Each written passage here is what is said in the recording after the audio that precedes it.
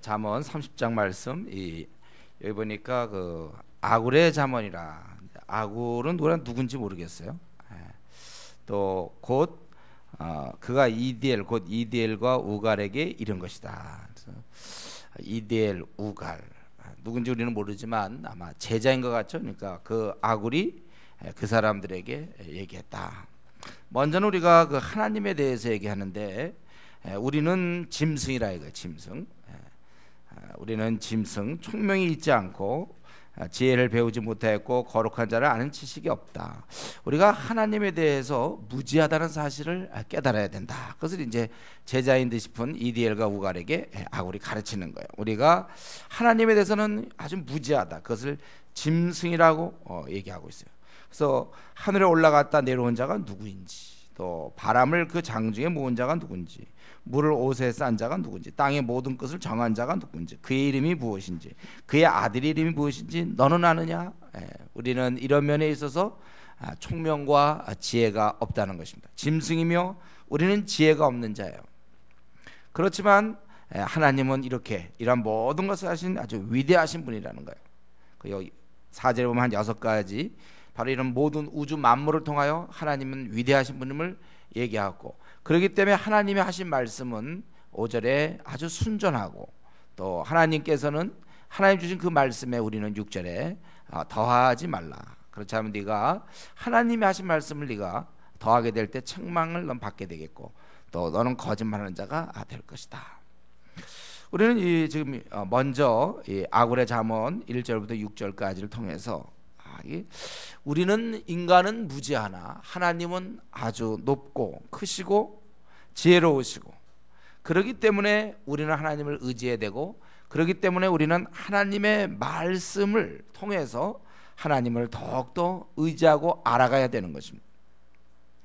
그래서 우리 이 아굴은 이 하나님 말씀의 중요성을 깨닫고 있는 것 같아요. 그래서 하나님 말씀은 다 순전하고, 그래서 그 말씀에 더하면 안 된다. 우리가 항상 이 말씀을 대하는 태도는요, 하나님의 말씀이다. 그래서 우리가 항상 말씀을 경청하고 또 그것을 삶에 그대로 적용하고, 그래서 PBS를 하고 적용을 하고 그래서 끝. 적용을 자기 삶에 반영하지 않는 그것은 잘못된 태도겠죠. 우리가 이 말씀을 그대로 좀 받아들여야 되겠어요. 그리고 이제 우리 자신에 대해서 얘기하고 있습니다. 우리 자신에 대해서 또 타인에 대해서 쭉 얘기하는데, 먼저 그는 자신에 대해서 자기는 2가지를 구한다는 거예요. 두 가지를 주께 구하였사오니 내가 죽기 전에 내게 거절하지 마옵소서. 첫 번째는 헛된 것과 거짓말을 내게서 멀리 하옵시며, 헛된 것, 이 어리석음과 그리고 거짓말, 거짓된 것, 이건 하나님의 진리와 정반대죠. 마귀가 이 거짓의 압이잖아요. 이런 것을 멀리 하옵시며, 그리고 두 번째는 가난하게도 마옵시고 부하게도 마옵시고 오직 필요한 양식으로 나를 먹이시옵소서. 왜 그렇게 기도합니까? 나를 부자 되게 해주십시오 이렇게 기도하지 않고, 왜 부하게도 마옵시고 이렇게 얘기해요. 오직 필요한 양식으로만 나를 먹이시옵소서. 왜냐하면 자기가 배부르면 하나님을 모른다, 이렇게 누구냐 그렇게 할까 두렵다. 마음적으로 하나님에 대해서 누구냐 그렇게 생각한다. 또 너무 가난하면 배고프니까 도둑질할 수도 있지 않느냐 이거죠. 그것을 두려워한다는 것입니다. 우리는 여기서 이 잠언의 우리 아굴을, 그는 아주 중요한 걸 깨닫고 있죠. 사람이 배가 부르면, 부가 늘어나면, 재물이 많아지면 하나님을 의지하지 않으려는 경향이 있다는 거예요. 그것을 염려하는 거예요. 부가 늘어날수록 반비례하는 거야. 하나님에 대해서는 점점 멀어진다는 거예요. 꼭 뭐 부가 아니어도 그렇죠. 자기의 삶이 이제 만족하고 자기가 먹을 만하고 자기가 이렇게 지내면 하나님에 대해서 점점 멀어질 수 있어요. 원하던 게 다 이루어지고. 차라리 그는 그것보다는 차라리 그 육신의 배부름, 육신의 그 행복보다는, 많은 사람들이 행복을 찾고 있는데 차라리 행복하지 않아도 좋으니까 성결을 원하는 거예요. 하나님을 온전히 의지하고 하나님 앞에 경건한 삶을 원한 것입니다. 여러분도 이렇게 맞바꿀 수 있습니까? 내 행복. 보통 사람들이 다 행복을 위해서, 그래서 돈이 있으면 참 좋겠다, 또 자기 어떤 필요한 것, 이런 재물이라든가, 또 자기 어떤 원하던 어떤 명예, 뭐 학위, 뭐 여러 가지 있잖아요. 내가 요것만 하면, 그것이 내가 이렇게 하면 자격을 얻고 내가 참 행복할 텐데, 그래서 그게 제일 우선순위, 항상 우리가 우선순위에 둘 수 있어요. 그러나 우리는 지금 이 시인처럼 자기가 뭡니까? 차라리 내가 육신이 행복하지 못할 망정 나는 경건하고 또 성결해야 되겠다. 우리가 이러한 마음, 하나님 앞에서 하나님 제일주의, 하나님이 제일 먼저죠. 하나님을 잘 섬기는 게 자기에겐 제일 중요한 일이에요. 늘 하나님 제일주의죠. 그래서 여러분들이 어떤 거를 결정할 때, 여러분들이 이제 뭐 앞날의 여러 가지 문제들, 또 무슨 배우자를 결정할 때도, 혹은 직장을 아마 그런 것들이 많이 남아있죠. 아니면 자녀의 뭐를 결정할 때 중요한 것은 하나님께 영광을 돌릴 수 있겠는가, 또 하나님의 이름을 욕되게 할까 두려워함이니라, 이렇게 얘기했는데, 어떻게 하면 하나님 앞에서 내가 참 경건을 유지할 수 있을까? 내 자신의 어떤 행복보다는 하나님 앞에 경건한 삶, 이게 훨씬 더 중요하다. 그래서 자기는 보통 사람 같으면 부하게 하옵소서 이렇게 할 텐데, 부하게도 마옵시고. 여러분, 우리는 이것을 통하여, 이 저자를 통하여 이 자신의 그 연약함을 우리도 잘 알고 있어야 돼. 이 잠언의 이 말씀을 기록할 만큼 영성 있는 그런 자였지만, 인간은 얼마든지 이렇게 될 수 있다는 거예요. 부했을 때 그 마음을, 초심을 잃어버릴 수 있다는 것이죠. 그래서 조심해야 되고, 이런 면에서 여러분, 우리의 그런 신앙도, 그때는 이제 하나님을 그런 의지하고 있었겠지만 만약에 배가 부르면 떨어질 수 있다. 자기의 신앙을 그럴 리는 없겠지만 그래도 조심한단 말이죠. 우리도 우리 자신의 신앙을, 우리가 내가 이렇게 하나 그럴 리는 없겠다고 생각하지만 그래도 항상 경계하고 조심해야 돼요. 내 신앙에 대해서. 이 신앙의 여러분 흐름, 지금 여러분의 그 나름대로 신앙생활하고 있는 흐름 있죠. 여기서 절대로 떨어지지 않도록 노력하셔야 돼요. 그래서 우리가 개인적으로는 경건생활에 힘쓸 것이요, 또 공동체적으로는 어떻게 공동에서 벗어나지 않도록 할 수만 있다면 함께, 내가 좋은 형제자매가 주위에 있다는 걸 내가 그렇게 인정한다면 어떻게 하면 우리 교회 공동체에서 내가 어떻게 떨어지지 않을까, 항상 그걸 생각해야 돼요. 그래서 어쨌든 지금보다 여러분 신앙이 점점 좋아져야지, 내가 혹시 일이 잘 풀려서 내가 신앙이 떨어지면 어떡할까 그래야 돼. 여러분들 우리 가운데 혹시 무슨 고시, 뭐 사법고시 준비하는 사람이 있습니까? 뭐 어떤 박사학위를 받으려는 사람이 있습니까? 그럴 때도 항상 마음속에 내가 이 고시가 혹시 돼서, 혹시 내가 교만한 마음으로 하나님을 내가 떠나면 어떻게 될까, 만약에 그런 자가 있다면 차라리 내가 고시가 안 되는 게 낫죠. 이걸 참 두려워해야 돼. 우리는요, 하나님 제일주의로 우리의 신앙을 절대로 믿지 말고, 거짓말을 내게서 멀리하옵시고 나를 가난하게도 혹은 부하게도 마옵시고, 이렇게 우리에게 이러한 좀 자세, 여러분들이 욕심 부리지 않고 이러한 자세가 필요할 것입니다. 그는 자신에 대해서 이랬고, 그리고 이제 다른 사람에 대해서는, 특별히 아주 힘없는 사람에 대해서 그 배려하고 있죠. 10절에 보면 너는 종을 그의 상전에게 비방하지 말라. 그러나 아무 힘이 없어요. 그를 모든 것을 좌지우지할 수 있는 그 상전 앞에서 그를 비방하지 말라는 거예요. 그러면 그가 쫓겨나 어떻게 이제 불이익을 당할 수 있겠고, 그럴 때 그 사람이 너를 저주하겠고 너는 죄책을 당할까 두려우니라. 이게 이제 평소에 그는 하나님 앞에서 자신에 대해서는 그렇게 기도했고, 다른 사람에 대해서는 좀 다른 사람의 입장을 늘 이렇게 생각하는, 배려하는, 나의 이러한 행동이나 말이 다른 사람이 어떻게 비칠까, 다른 사람은 어떻게 그걸 판단할까, 우리가 이런 좀 생각을 해야 돼요. 내가 지금 이렇게 하는 이거 있잖아, 행위, 내가 이렇게 말하는 거 다른 사람은 어떻게 생각하겠습니까? 우리 조원들은 어떻게 생각하죠? 같은 동기들은 이런 문제를 어떻게 생각할까? 나의 이런 모습들을 우리가 이런 면에 있어서 좀 더 예민해야 되겠고, 그래서 특별히 어려운 자를 항상 그들의 처지를 배려하는 그러한 사람이 우리가 되어야 될 것입니다. 계속해서 그는 아마 제자일지 모르는 이디엘과 우갈에게 계속해서 그는 권면하고 있는데, 먼저는 그 악인에 대해서, 악인들에 대해서 쭉 이렇게 23절까지 좀 악인에 대해서 얘기합니다. 악인들. 거기 보면 악인에 대해서 대략 한 5가지 정도를 얘기하는데, 첫 번째는 이 악인들은 그 사람의 관계에 있어서 문제가 많아요. 그는 윗사람, 바로 부모를 저주하고, 부모를 저주해. 부모에 대해서 자꾸 이렇게 불평과 불만해. 부모에 대해서 저주하고, 또 자기에 대해서 항상 깨끗한 자라고 해요. 자기는. 이거는 이제 전 세계적으로 공통입니다. 이건 다 마찬가지예요.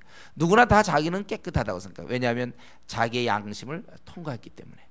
근데 이 양심은 일회용이라고 제가 얘기했죠.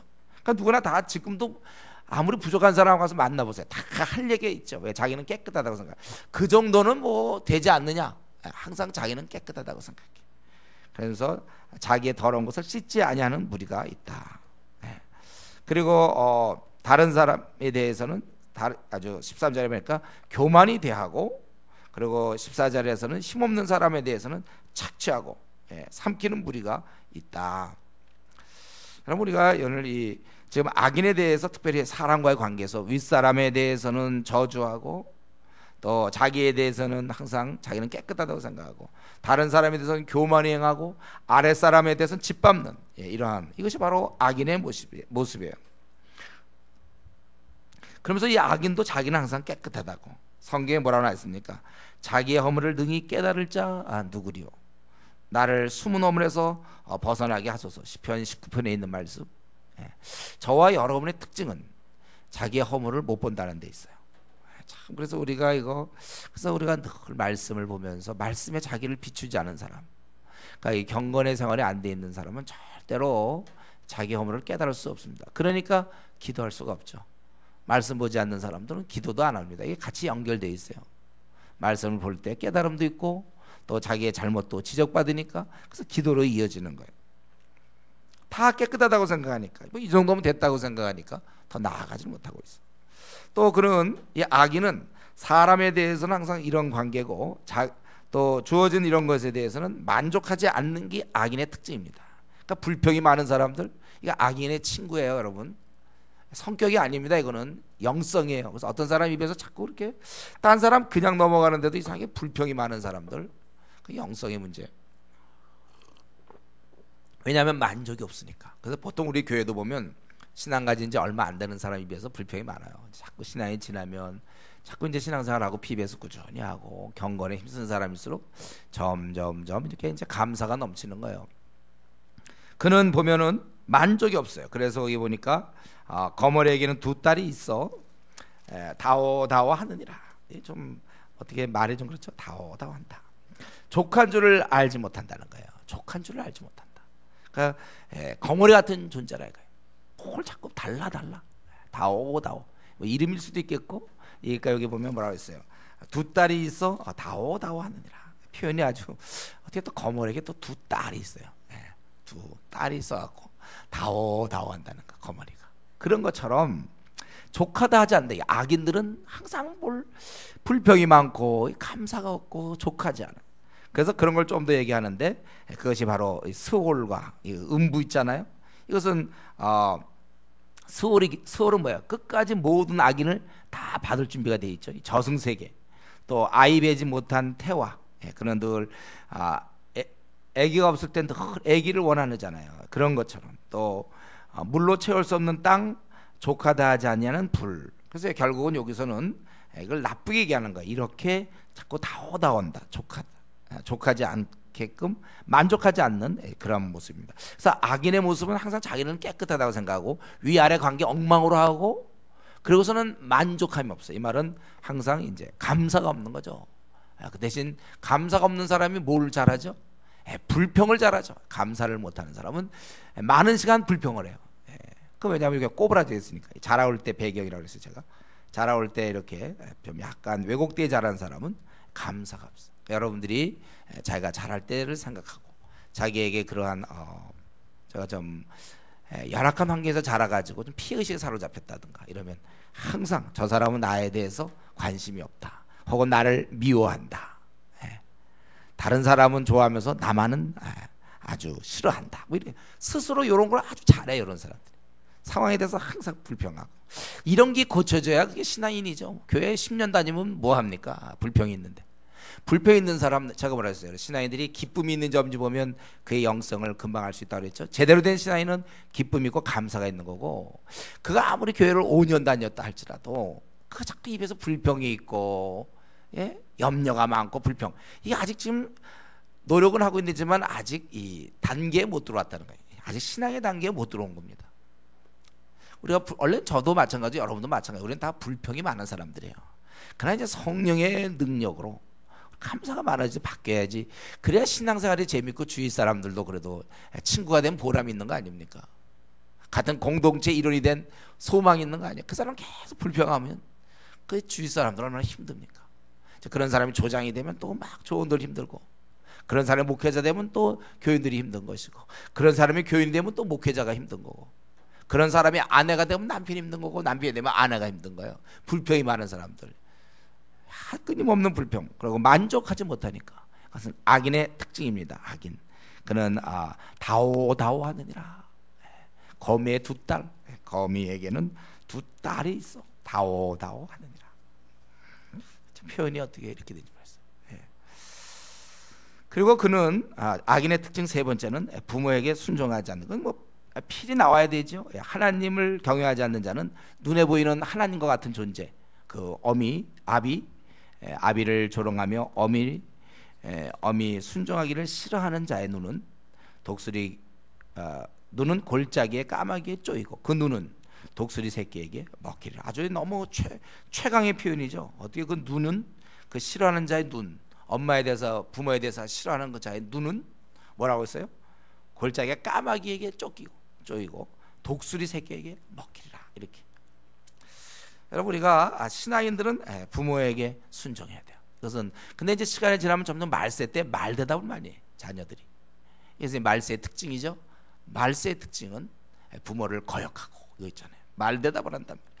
점점 우리나라도 말이죠. 아니, 교회에서도 부모에게 순종하지 않는 자녀들이 자꾸 늘어나는 것 같아요. 줄어들어야 되는데.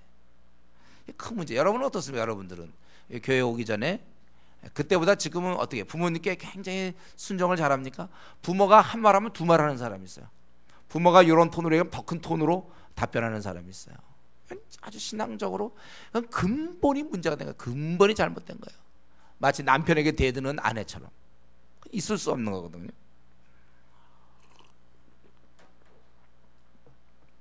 부모의 말을 조롱하고 또 순종하지를 싫어한다. 이게 악인의 특징입니다. 그러니까 우리는 지금 이걸 들으면서 내가 그렇게 되지 않기를 우리가 생각해. 나는 이제 점점 갈수록 부모에게 순종하고, 점점 시간이 갈수록 나는 남편에게 순종하는 거예요. 그리고 18절부터 20절까지 네 번째 특징은 그가 잘못한 그 악행을 보는 사람 없다고 부인하는 겁니다. 그래서 내가 심히 기이 여기고도 깨닫지 못한 건 선엇이 있나니 공중에 날아다니는 독수리의 자취, 독수리 휙 날랐을 때 어떻게 갔는지 이런 자취, 또 뱀의 자취, 반석위로 막 기어다니는 뱀의 그 자취를 알 수가 없다는 거예요. 뭐 남겨놓지 않잖아요. 또 바다로 지나가는 배의 자취, 바다가 딱 지나가면 물론 순간적으로 볼 수 있겠죠. 뭐 물결이 이렇게 있으니까 조금만 지나보세요. 다 원래대로 돌아간다. 이걸 알 수가 없어. 그리고 한 가지 더, 사실 이제 요 얘기하려는 거지, 지금 뭐 괜히 시간 없는데 이런 뭐 바다 위로 지나가는 배 자체를 알 수 없다, 뭐 한탄하고 있습니까? 이거 그게 아니고 그 다음 얘기, 남자가 여자와 함께한 자치며, 그건 왜냐하면 은밀하거든. 어떤 일이 벌어졌는지 알 수 없는 거예요. 그리고 음녀의 자치도 그러하니라. 그가 먹고 그의 입을 씻은같이 말하기를 내가 악을 행하지 아니하였다 하느니라. 완전히 양심이 묻어있는, 그러니까 은밀한 죄에 대해서 그거를 부인한다는 거예요. 본인이 속이면 그 증거가 없죠. 그러나 하나님은 모든 걸 보고 계시고 알고 있다는 거예요. 여기서 지금 문제를 삼고 있는 건 남자가 여자와 함께한 자치며, 오직 하나님만은 그것을 보고 계세요. 사실 우리가 이런 성적인 문란, 음란한 행위, 그것은 사람을 초라하게 만듭니다. 사람이 물론 안 봐요. 그래도 본인은 알고 있잖아요. 하나님은 알고 있고. 그러면 힘이 없는 거예요. 그래서 제가 오늘날 이 대학생들 또는 청년들을 만날 때 제가 수련회 가면 많이 상담해 보면 이제 그런 경험들, 어떤 그런 음란한 모습들, 이런 사람들이 힘이 없어요. 이 말은 다시 말로 하면 그리스도인으로서 빛이 안 나요. 빛이 안 나는 거예요. 어두워요. 우울하고 어둡게 돼 있어요. 오직 그것은 회개하고 자기의 그런 잘못에 대해서 책임을 지고 회개하고 이럴 때만이 다시 빛을 얻는 것입니다. 그래서 여기 보면은 음녀의 자취도 그러하니라. 그가 먹고 그의 입을 씻은 같이 말하기를 내가 악을 행하지 아니했더라. 그럼 어떻게 할까요, 여러분? 안 했다는데. 바로 이런 것들, 이게 바로 그 죄인의 모습이고, 그리고 다섯 번째, 죄인은 이 질서, 반골, 또 반역, 이런 걸 좋아해, 죄인들은. 그래서 여기 세상을 진동시키며 세상이 견딜 수 없는 것 선엇이 있나니 곧 종이 임금된 것. 이건 종이 임금될 수 없거든요. 그것은 반역을 했다는 거예요. 그가 아마 어떻게 힘을 합해서 어떻게 했든지 종이 임금이 돼. 반역을 꿈꿔, 반역이죠. 또 미련한 자가 음식으로 배부른 것. 미련한 자, 아주 불경한 자, 이런 자들이 잘 사는 걸 얘기하고, 또 미움을 받던 여자가 시집간 것과 또 계집종이 여종이 주모를 이은 것이다. 아마 이 여종은 이 남자의 어떤 남주인의 사랑을 받은 것 같아요. 그래서 그 부인의 자리를 차지했다. 그러한 것 같아요. 이 여종이 주모를 이은 것. 한때 그 하갈이 사라를 농락한 거 아닙니까? 우리 여러분, 우리 성경은요 언제든지 이렇게 그 반역 같은 거 있잖아요. 이런 거 싫어해요. 배신, 아주 나쁜 거. 질서를 깨는 거, 이런 거 원치 않아요. 성경은 우리가 항상 반역, 배반하는 것, 배신하는 것. 그래서 말세 때 되면 뭐라고 했어요? 디모데후서에 보면 사람들이 배반해요. 배반한다고 그랬잖아요. 약속이 있고 서로 이런 게 있는데 배반하는 거, 반역하는 거, 질서를 깨는 것, 뒤집는 거, 이런 거 안 좋아해요. 저는 우리가 신앙인이 점점 이렇게 신앙생활 하다 보면 점점 이렇게 반골기질, 이런 게 자꾸 줄어드는 것 같아요. 그래서 웬만하면 같은 공동에서 어떤 의견 나왔을 때 되는 쪽으로, 처음엔 막 힘 있을 때 막 반대하고 웬만하면 자기 의견 관철시키고 자꾸 이러던 사람이 시간이 지날수록 이제 마음을 웬만하면 되는 쪽으로 점점 사람이 바뀌어요. 그것이 이제 하나님이 원하시는 거예요, 여러분. 이 질서, 되는 쪽으로.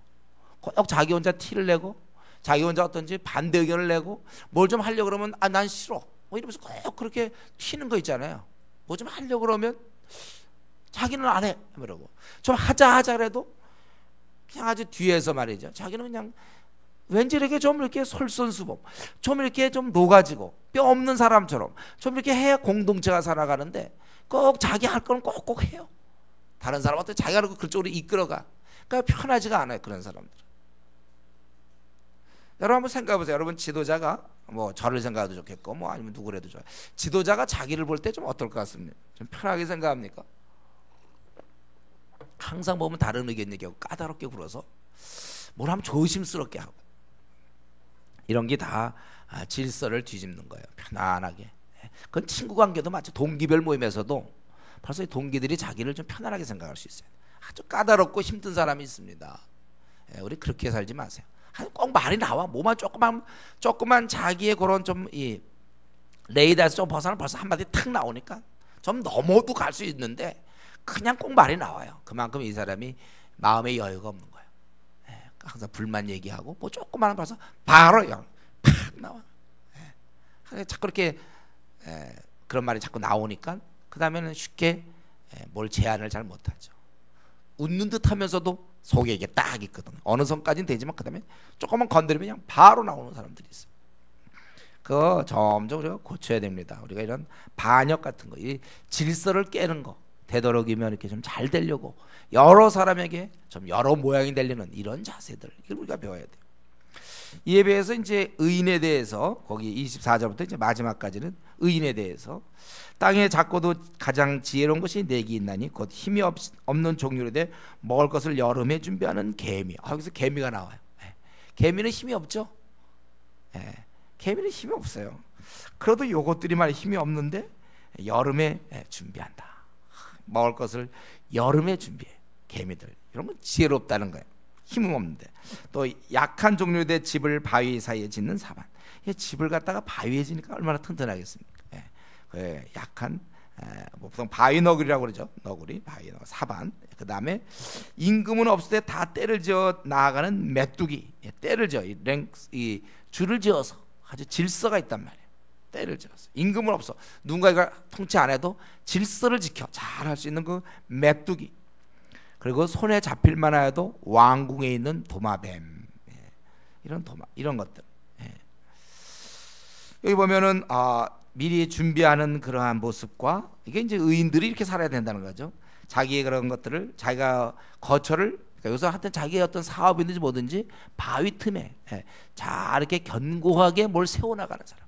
그냥 막 들떠가고 뻥뻥거리는 게 아니라 뭔가 하나 차분하게 하나하나 그냥 막 과감한 투자 막 얘가 그냥 모험을 걸어서 막 돈 왕창 날리고 뭐 이런 분위기 아니에요. 하나하나 돌다리도 두들기듯이 자기의 재물이라든가 또 자기의 앞날, 자기의 결혼. 저 어떤 사람 만났는데 뭐 그냥 결혼했더라고요 보니까. 그래서 뭐냐 그랬더니 뭐 어차피 뭐 인생은 모험 아닌가요? 뭐 이러더라고요. 결혼이 이게 무슨 모험입니까 여러분? 결혼이 침착하게 온갖 모든 조건을 가능한 한 지금까지 자기가 해왔던 제대로 잘 따져서 결혼을 해야죠. 여기 보면은 그는 자기 왜냐하면 자기의 지금 집이잖아요. 그걸 바위 사이에 짓는단 말이에요. 바위 너구리들이 참 그거 보면 대단한 거예요. 우리가 직장 문제도 마찬가지. 여러분들이 매사에 아주 잘 근거지를 잘 마련하고 그래야지 우리는 그럼 모험적으로 살아야 되는 건 맞지만 이런 황당한 이런 짓을 하면 안 되는 거예요. 의인은 그렇게 하는 게 아니고 잘 이렇게 침착하게 잘 생각해야죠. 가장의 경우 애들도 있고 그런데 그냥 자기가 이거 한번 해봐야 되겠다. 될지도 모른다. 그러고 팍 돈 투자했다가 근데 안 될지도 모르면 어떡하죠? 안 되면 그런 면에서 조심해야 되는 거예요. 또 이러한 임금이 없을 때 다 때를 지어 나아가는 메뚜기는 협력과 질서가 있는 것이죠. 또 손에 잡힐만 해도 왕궁에 있는 도마뱀. 이거 얼마나 처신을 잘하는 겁니까 이게. 자기가 살 수 있도록 어떻게 이렇게 잘 처신을 해가지고 살아간다. 이런 면을 우리가 배워야 되는 거예요. 바로 이런 것을 통해서 우리는 이런 작은 것들도 이렇게 예비하고 아주 철저하게 모험 같은 거 잘 그런 식의 황당한 모험 같은 거 안 하고 잘 이렇게 계획을 세우고 질서를 지키며 처신을 잘하는데 그보다 훨씬 나은 인간아 너희들은 뭘 하고 있느냐 이거지. 그냥 막 충분한 생각도 없이 막 투자해가지고 돈을 다 잃어버리고 또 막 분열을 일으키고 자기의 생에 가장 중요한 결혼 문제나 이런 것은 그냥 에라 모르겠다 모험적으로 그냥 우리 또 여러 가지 뭐 자식에 대한 문제도 마찬가지고 이런 모든 것에 대해서 분발하라 그거예요. 우리 이런 여러분 그래서 개미를 한번 볼 때마다도 준비해야 되겠구나. 개미를 볼 때 준비해야 되구나. 우리가 이런 짐승을 통해서라도 이런 작은 것들도 하물며 이렇게 해야 되는데 하물며 우리 인간들은 정말 나는 정말 생을 준비하고 있네. 이 젊음의 때가 준비할 때 아닙니까? 시간을 나는 어떻게 쓰고 있어요? 뭘 준비하고 있습니까? 또 나는 이러한 어떠한 바위에다 집을 짓는가? 내 인생을 지금 제대로 지금 여러분 직장 문제, 결혼 문제, 뭐 집의 문제, 뭐 자녀 이런 모든 것에 있어서 견고하게 흔들림 없이 모험하지 않냐고 잘하고 있는지 우리는 이런 것을 바위 너구리를 통해서 배워야 되고 메뚜기를 통해서 이제 우리가 잘 안 보이죠? 근데 메뚜기 봅니까 여러분? 이렇게 좀 보여야 우리가 그걸 교육을 받는데 어떻게 이렇게 질서가 있어요? 왕도 없는데 그냥 지도자가 예를 들면 이런 사람이 없어도 이렇게 할 수 있는 그런 질서와 협력 또 그리고 왕국의 병사들도 많고 그런데 어디서 그게 거기서 삽니까? 얼마나 잘 이렇게 처신을 하는 어떻게 보면 그렇게 볼 수 있는 거예요. 그런데 인간아 우리는 무엇을 하는가? 우리는 무엇을 하는가? 나는 어떠한가? 내 생에 지금 중요한 젊음의 때 나는 무엇을 하고 있냐? 무엇을 준비하고 있어요? 내 인생을 어떻게 바위에 이렇게 집을 짓고 있습니까? 여러분? 미리 하고 있습니까? 우리 보면 이전에 고등학교 때 보면 고3 때 들어와서 공부해야 되겠다 이런 사람이 있어요. 물론 그것도 감사해요. 더 노는 애들도 있지만 벌써 고2 때, 고1 때부터 하는 애가 있는데 저희 우리 고등학교 동창 중에 고1 때부터 공부하는 애 있어요. 벌써 입시 준비 아주 그래갖고 지금 교수하고 있는데 공부 잘하는 애가 아니었어요. 근데 고1 때부터 막 커피 터뜨리면서 공부하더라. 미리 준비하는 거예요. 근데 누구는 이제 고3 되면 이제 고3들 떠나서 이제 졸업식 끝나고 나면 그때부터 고3 올라가면서 이제 고3이구나 공부하자. 그럼 이미 늦죠. 우리 인생도 마찬가지. 우리가 이런 문제들을 잘 미리미리 준비해야 됩니다. 이런 거 우리가 더 분발하자는 거야. 이런 거 좀 분발하자. 그리고 여기 보니까 잘 걸으며 위풍께 다니는 것 선어신나니 그 짐승 중에서 가장 강하여 아무 짐승에서도 물러가지 아니하는 사자와 또 이 사냥개, 사냥개가 되게 세고 또 수렴소와 미 당할 수 없는 왕이더라. 예. 사실 여기 보면 그 당할 수 없는 왕 이때 보면은 그게 원래 보면은 군대와 함께할 때의 왕, 군대와 함께하는 그런 왕을 얘기하고 있습니다. 당할 수 없는 왕이라고 그랬는데 원래는 이제 군대와 함께하기 때문에 그 왕을 당할 수가 없죠. 그 왕이 사실은 이렇게 강한 게 아니지만은 사실 왕 자체는 강하지 않죠. 그러나 그를 떠받치는 군대가 있을 때, 그럴 때 강한 거예요. 이런 면에서 다른 짐승과 다르죠. 짐승은 스스로 힘을 갖지만 왕 자체는 힘이 없지만 그 군대가 있단 말이에요. 그래서 당할 수 없는 권력 때문에 강한 거예요. 우리 뭐 대통령 뭐 씨름을 잘합니까? 권투를 잘합니까? 뭐 강합니까? 그러나 이 청와대에 있는 한, 그리고 그가 대통령의 권좌에 있는 한 아주 막강한 거 아닙니까? 인간은 약하지만 인간이 힘을 합쳐서 이렇게 누구에게 그러한 힘을 합쳐서 그 사람에게 그런 권세를 준다면 그는 강하게 되는. 그래서 사실 여기서 얘기하는 것은 그러한 당당하게 우리가 힘있게 살아야 된다는 것입니다. 그리고 의인은 이렇게 작지만 지혜로운 것을 통하여 또 위풍을 가지고 권세를 가지고 그렇게 살아야 될 것이고, 그리고 끝으로 너 자신을 이런 것을 네가 좀 알았다면은 너 자신을 좀 돌아봐라. 약간 결론 같죠? 32절 33절에 보면 스스로 내가 미련해 스스로 높은 채 하였거나, 이 스스로 높은 채는 아무나 하는 것이 아니라 오늘 본문에 있는 것처럼 미련한 자의 특징입니다. 미련한 자는 스스로 높은 채 한다는 것. 혹 악한 일을 도모하였거든 내 손으로 입을 막으라. 또 왜냐하면 이렇게 자꾸 네가 그렇게 했다면 네가 결국은 다툼이 일어난다는 거예요. 자기가 사람들 앞에서 높은 채하고 또 악한 일을 도모했다면은 결국 이건 다툼이 난다는 거예요. 그래서 대저 젖을 저으면 엉긴 젖이 되고 코를 비틀면 피가 나는 것 같이 노를 격동하면 다툼이 나는 거죠. 자기를 자꾸 높은 채하고 사람들을 무시하고 그러니까 다툼이 날 수밖에 없죠. 그래서 스스로 높은 채 하지 말라. 여기 앞에 여러 짐승 얘기를 한 것은 결국 우리가 별로 뛰어나지 않는 존재다, 이것을 깨달아서 겸손하게 살라는 것입니다. 여러분, 우리는 오늘 이 30장을 통해서 이 하찮은 미물도 다 지혜롭게 살아가는데 우리가 이런 것을 통해서 우리가 배울 것이 많이 있어요. 우리는 높이면 안 돼요. 우리는 그런 자들이 아닙니다. 우리는 보니까 개미를 생각해 볼 때도 우리는 미리미리 준비함도 부족하고, 또 우리는 음료처럼 20절 하나님만 보시고 사람들이 안 보인다고 우리는 거짓말하는 자들이요. 또 22절에 종이 임금된 거 뭐 이런 것처럼 우리는 때로 이렇게 질서를 깨고 반역하는 반골 기질이 있는 사람들이요. 또 이 도마뱀 같이란 말이죠. 스스로 이런 자기를 잘 보호하고 있는데 우리는 그럴 지혜도 별로 없는 사람들입니다. 또 우리는 협조도 잘 안 되고 27절에 있는 메뚜기처럼 통제가 잘 안 되는 그런 자. 그러니 뭐 이렇게 교만하게 구느냐. 여러분, 우리는 그렇기 때문에 우리가 이 땅에서는 참 우리가 겸손하게, 우리가 그렇게 뭐 뛰어난 존재가 아니라는 거예요. 그리고 우리가 여기 오늘 본문에 있는 것처럼 이 땅에서 욕심 없이, 내가 혹시 욕심을 부려서 부하게 되었을 경우 혹시 내가 하나님을 떠날까, 그게 더 두려운 일이에요. 그 범위 안에서 우리가 부하게 돼야죠. 하나님을 내가 잘 섬길 수 있는, 거기에 제일 우선순위를 두는 그런 사람이 돼야 되겠다. 그래서 겸손하며 하나님께 우선순위를 두는 그런 사람이 되자. 31장 르무엘 왕이 말씀한 바 곧 그의 어머니가 그를 훈계한 자모니라. 아마 그 어머니로부터 배웠던 그런 것 같아요. 그래서 이 르무엘은 무엇인가? 원래 이 뜻은 이제 하나님께 속한 자, 이런 뜻이에요. 그래서 이게 이 르무엘 왕이 이스라엘 왕 중에 이런 인물이 없거든요. 그렇기 때문에 혹시 이게 그냥 이스라엘 왕은 왕인데 좀 다른 이름을 갖고 있는 거 아닐까, 이제 그렇게 좀 볼 수 있을 것 같아요. 이방 왕이라면 이런 잠언을 쓸 수가 없겠죠. 그러니까 아마 이스라엘 왕인 중에 혹시 이름을 다르게 쓴 사람이 아닐까. 르멜은 누군지 모르지만 이름 자체가 이방 왕 이름이 아니죠. 하나님께 속한 자라. 하나님께 속한 자. 그가 이제 부모 어머님으로부터 배운 거, 그것을 이제 자기가 얘기하는데 뭐냐면 내 아들아, 그가 훈계한 자만, 그 어머니가 그를 그렇게 훈계했다는 거예요. 충고했다는 것이죠.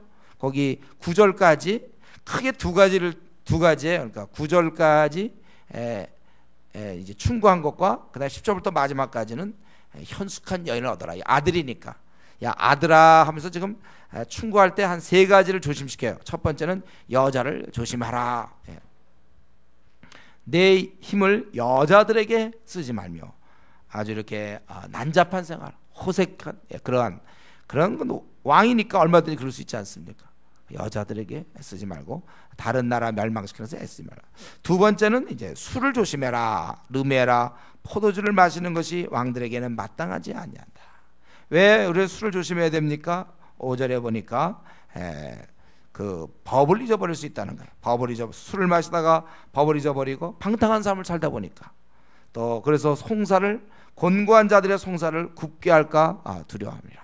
어려운 자에게 공의를, 이 술이라는 것은 고민에 찬 사람에게 고통을 잊게 해주죠. 술 취한 상태에서는. 그러나 너는 그렇게 살면 안 된다는 거예요. 그래서 너는 술을 조심해라. 그러니까 여자를 조심하고 술을 조심하고, 그러면서 네가 할 일은 8절 9절 이제 말 못하는 자와 모든 고독한 자의 송사를 입을 열라. 힘없는 자들을 위해서 네가 입을 열라는 거야. 그들을 입을 열어 공의로 재판하여 곤고한 자와 궁핍한 자를 신원할지라. 이게 이제 복수해줘라 그런 뜻이죠. 잘 거기에 그 공의로 재판하라 그거예요. 그러니까 이 르무엘 어머니가 훈계하기를 너는 아들아, 너는 여자를 조심하고 또 술을 조심하고, 그리고 이렇게 힘없는 자들을 위해서 네가 그들을 무시하지 않도록 그걸 조심하라. 그렇게 세 가지를 얘기하고, 그 다음에 이제 10절부터 길게 31절까지 결국 한마디인데 이 아들에게 제일 중요한 거죠. 이 한마디, 아내를 잘 얻으라는 거예요. 왜냐하면 생애 제일 중요한 게 어떤 아내를 얻는가. 솔로몬 같은 경우 아내 잘못 얻어서 이제 패가 망신 당한 거 아닙니까? 아내를 잘 얻어야 돼요. 또 삼성 같은 경우 여자 잘못 만나서 완전히 끝났잖아요. 그 정말 그 좋은 기회들, 그렇게 하나님이 그렇게 힘을 주셨지만 잘못 사용함으로 그는 망하고 말았어요.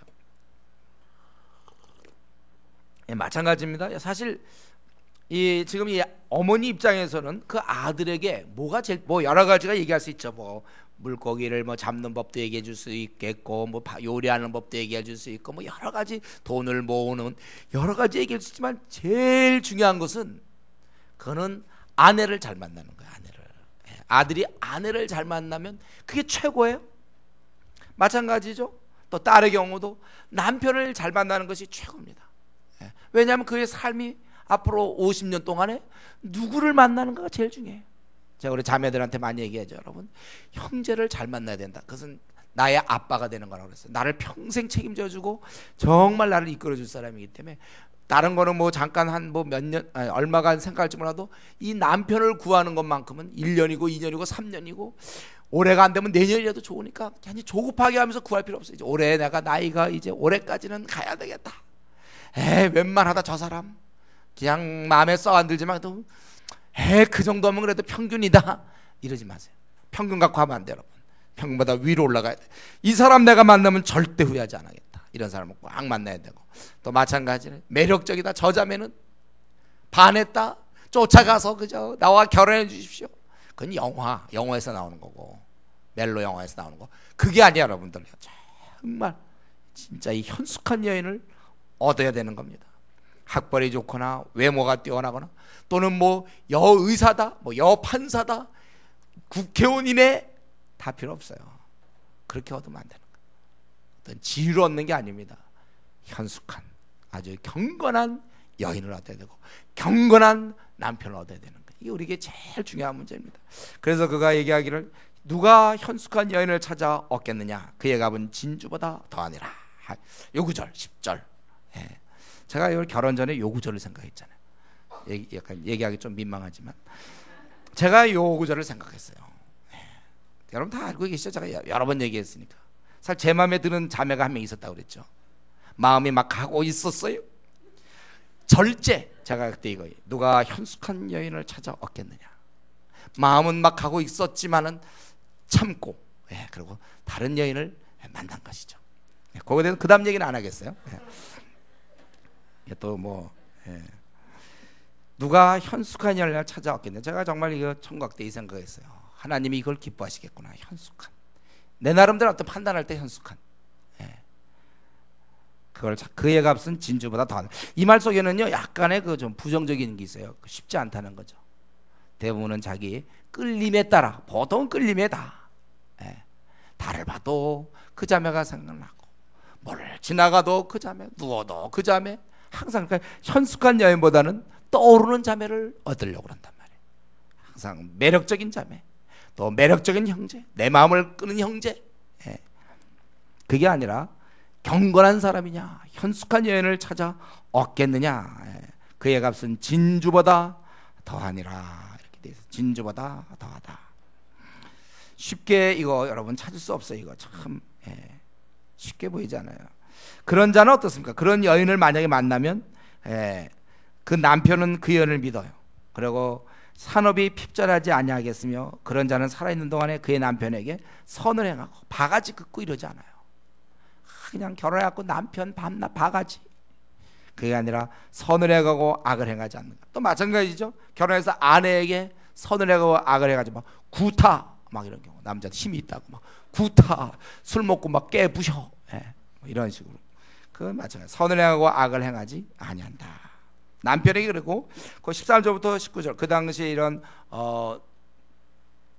이렇게 농사짓는, 또 가축 이렇게 목축하는 그런 데서 이 여인의 역할은 굉장히 중요하거든요. 같이 이제 일을 할 때 그 여인이 아주 근면히 일한다는 것을 13절부터 19절까지 쭉 얘기하고 있죠. 그는 양털과 사물 구하여 부지런히 손으로 일하며, 아주 부지런히 어쩌면 간의 수공업이죠. 양털과 사물 구하여 부지런히 손으로 일하며 상인의 배와 같아서 먼 데서 양식을 가져오며. 먼 데서 가져온다는 건 뭐예요? 혹시 이제 더 싼 데가 있어서 가져오는 건지, 아니면 더 좋은 품질 때문에 그런지 모르지만, 하여튼 그냥 쉽게 이런 게 아니라 좀 더 좋은 곳을 택하는 그런 모습이죠.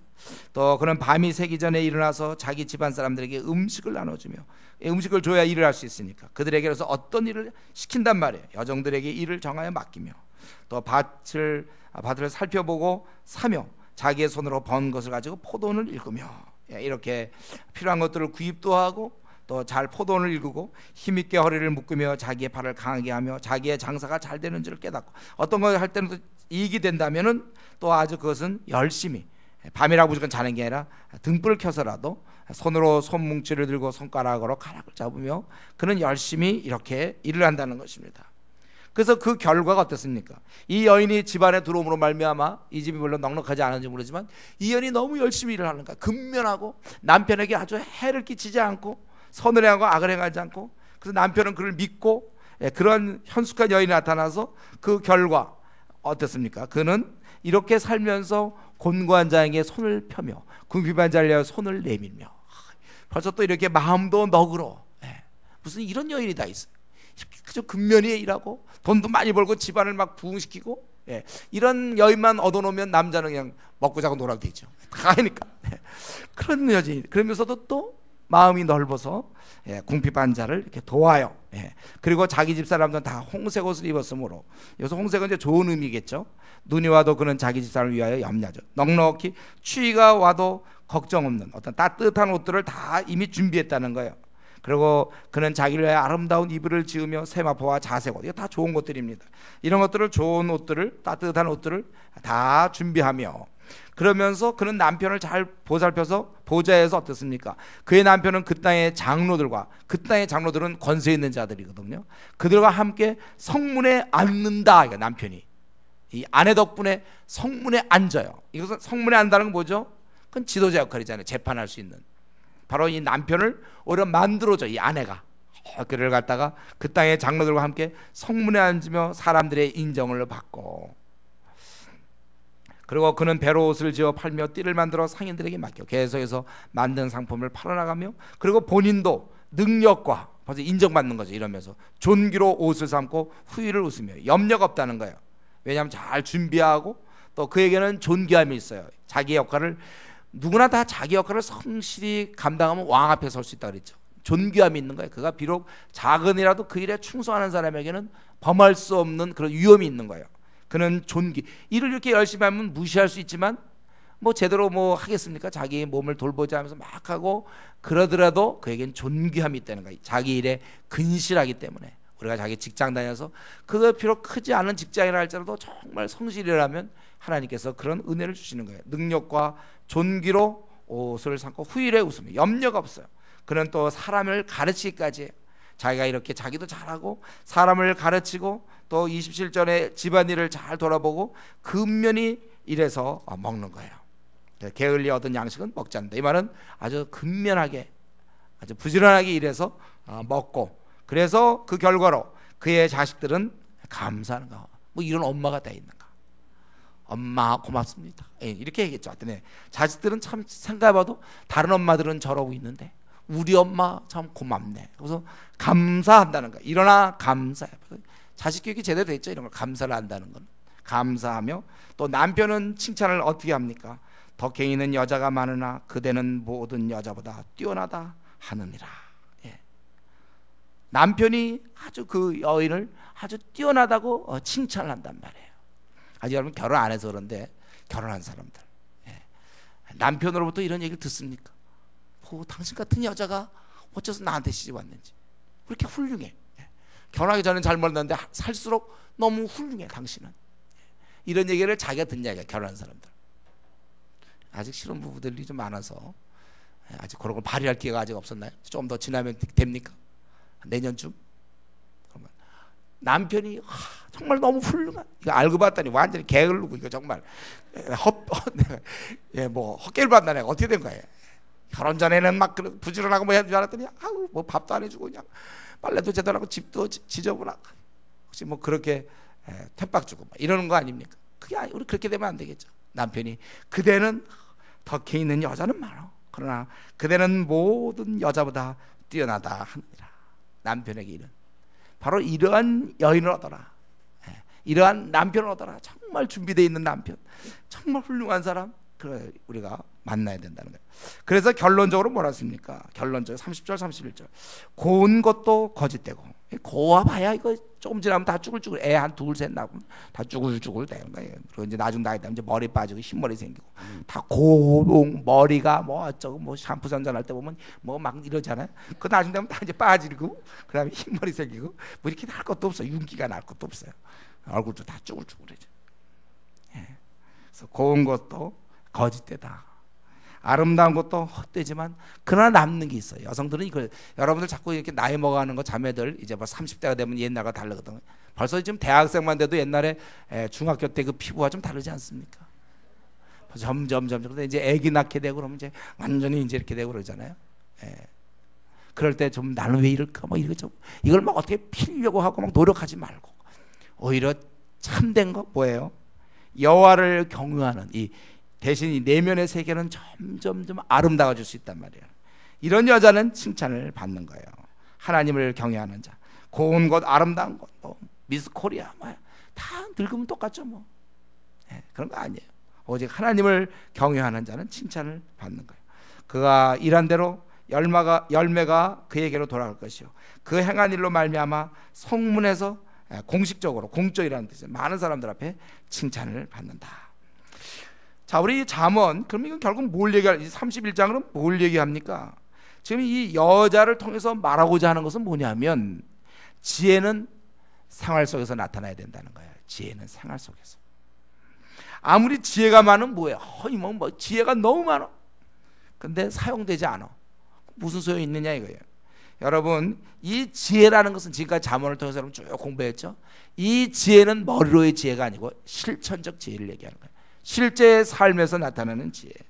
그리고 그 지혜는요, 우리가 이런 지혜로움이 있다면 이 지혜로움은 부지런함과 같이 가야 되는 거예요. 지혜는 부지런함을 어떤 도구로 삼고 나타나는 것입니다. 이 언어라는 건 뭐예요? 우리의 생각을 드러내는 도구가 되잖아요. 이 언어라는 건 우리의 생각을 드러내는 도구가 되는 것처럼 이 부지런함, 이것은 우리의 이러한 지혜로운 삶의 표현이 되는 거예요. 부지런함.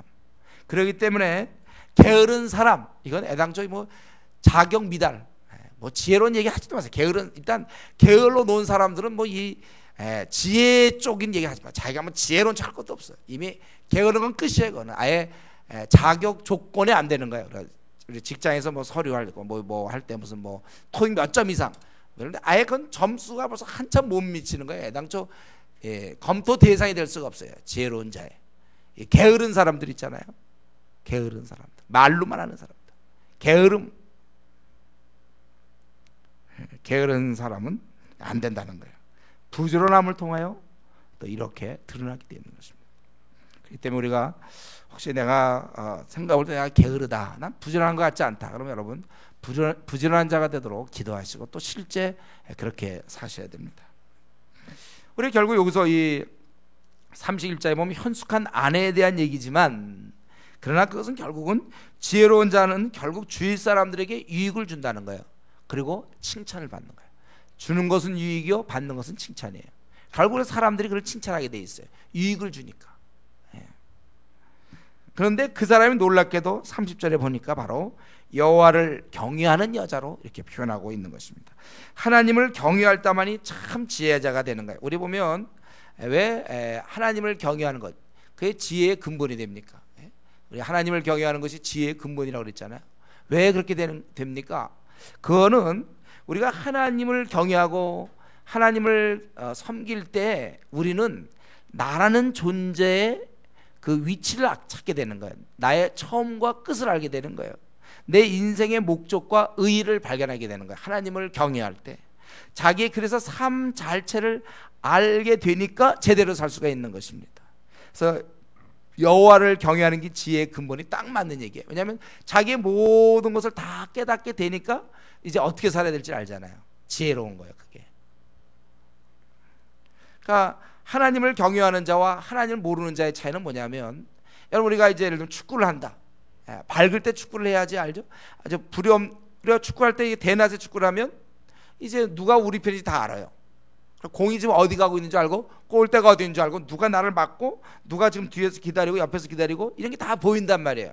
그러니까 우리가 축구를 제대로 할 수 있어요. 그러나 만약에 축구를 하는데 이 밤중쯤 한다 합시다. 불이 하나도 없는 깜깜한 데서, 자 그러면 축구 시합하면 그 다음에 자기가 어떻게 하겠어요? 어디다 공을 차겠습니까? 라고 한번 차놓고는 그게 어디로 가는지, 또 공 찾기, 공이 어디 있는지도 잘 모르고, 혹시 공이 있어도 누구한테 차야 될지도 몰라.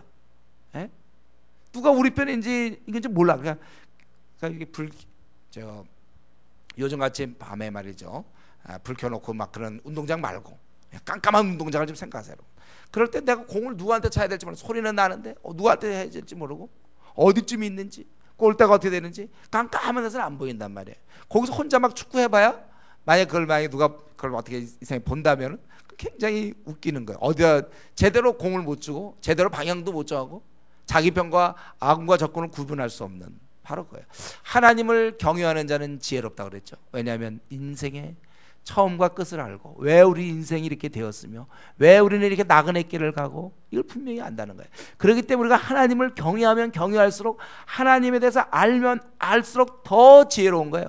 하나님의 그런 생각들을 더 많이 배우니까 더 많이 우리는 지혜로울 수 있는 것입니다. 우리는 이 잠언서를 통하여 결국 지혜라는 것은 오늘 그 30절에 있는 것처럼 여호와를 경외하는 것, 이 여자는 이 앞에 얘기하던 바로 그거예요. 여호와를 경외하는 자만이 지혜가 있는 것입니다. 여러분 우리가 오늘 이제 잠언을 끝내며 또 우리가 이렇게 됐는데, 여러분의 마음에 명심해야 될 것은, 내가 하나님을 경외하고 내가 성경을 뭐 10장 읽고 PBS를 이렇게 하는 건 결코 그것은 헛된 수고가 아니에요. 그건 여러분의 삶을 유익하게 하고 윤택하게 하고 여러분의 삶을 성공하게 하는 것입니다. 그래서 그 말 있잖아요. 주의 말씀 내 발의 등이요 내 길의 빛이다. 시편 기자가 고백한 바로 그겁니다. 그래서 여러분들이 인생을 참으로 성공하기를 원하고 의미 있게 살기를 원하고 만족스럽게 살기 원합니까? 성경을 연구하세요. 성경을 지금보다 더, 어떤 사람은 매일 50장씩 보는 사람도 있어요. 또 제 주위에도 보면 100독 한 사람도 있어요. 성경을 자꾸 보면 지혜 없는 사람에게 지혜가 생겨요. 어리석고 무식한 자라 할지라도 성경을 통해 우리는 지혜가 생기고 또 지혜가 생기는 거예요. 여러분, 그런 사람과 결혼하라고 그랬어요. 제가 우리 미혼들, 예? 성경을 한없이 연구하고 말씀에 의해서 삶이 바뀌어진 그런 사람 만나라고 그랬어요. 오늘 이 잠언서를 통해서 결국 참다운 지혜는 하나님을 경외하는 것이고, 그것은 대낮에 축구를 하며 대낮에 움직이는 것과 마찬가지예요. 우리가 이런 면에서 더욱더 내 남은 생은 말씀과 함께 감으로 실패하는 생을 살지 않겠고, 말씀대로 내가 순종함으로써 성공하는 그러한 삶, 의인의 길을 가는 그러한 저 여러분 되기를 바랍니다. 같이 한번 기도하겠습니다. 오늘 이 말씀 보면서 우리는 어떻게 살아야 될지, 우리 한번 우리 자신, 오늘 아무 말씀이든지 아무 것이든 자기가 좀 깨닫게 된 걸 놓고 같이 기도하겠습니다.